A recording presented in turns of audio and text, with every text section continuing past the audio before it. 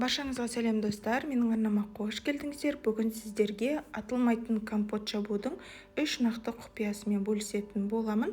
Видеоның маңызды сәттерін жіберіп алмай, соңына дейін көріңіздер. Бірінші, бізге осындай банкымызды 5-7 минут аралығында жақсылап парлап алуымыз қажет. Парланған банкіге жемістерімізді жақсылап жуып, алмұрттарымызды осы шанышқының көмегімен 1-2 түйреп алсаңыздар да болады. Одан кейін үстіне қара өрігімізден саламыз. Бастапқы осы 2 банкадан мен алмұрттан жасап көріп жатырмын. Толық көрсететін боламын. Яғни қара өрігімізді осылай көз мөлшерімен салып шығатын боламыз. Дәл осы әдіспен жауып көруге кеңес беремін. Себебі қысқа дейін жақсы сақталатын болады. Ешқандай да атылып болмайды. Және де парланған банкаларымызға қалған жемістерімізді салып, суымыз сарқылдағанша күтетін боламыз. Бұл жерде мен қалған банкілерді әртүрлі жемістерді қосып жатырмын. Алма, черешне, қара өрік және өріктен. Көз мөлшерімен осылай барлығын алдын ала дайындап салып алатын боламыз.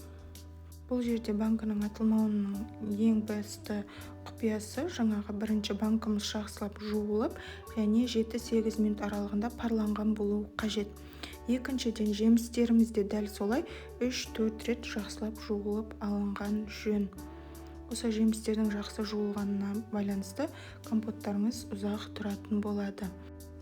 Барлығын банкқа салып болғаннан кейін ыстық суға салынған қақпақтарымызбен бетін жабып, және де секерімізді өлшеп салатын боламыз. 3 литрлік банкаға маған 250 грамм, яғни осы бір стакан секер кетеді. Үнемі жылда осы стаканмен мөлшерлеп саламын, яғни өлшеп отырмаймын мен. Тәтті болғанын қаласаңыз 300 граммға дейін салуға болады.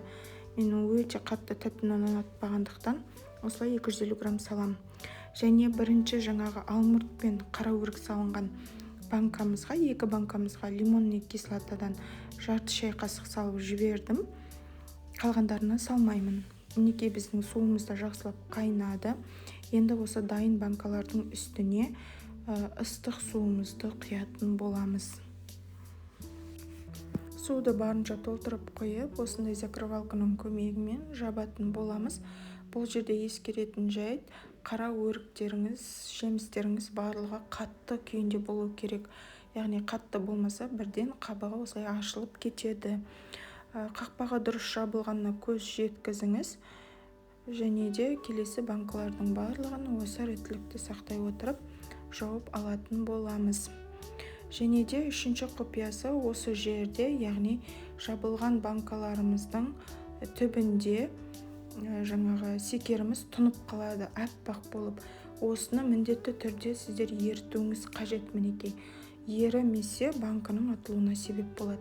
Сондықтан барлық банкыңызды асықпай осылай айналдыра отырып ертіп алып, содан кейін жылы көрпемізге орап қоятын боламыз 2-3 күн аралығында. Осылай барлық банкаларыңыздың түбінде болмауына көз жеткізіңіз. 2-3 күнде өзі толығымен суиды. Сол кезде сіздің компоттарыңыз дайын. Қысқа қорықпай сақтай берсеңіздер болады. Егер менің видеом ұнаған болса, арнама тіркеліп, лайк басып пікір қалдыруды ұмытпаңыздар.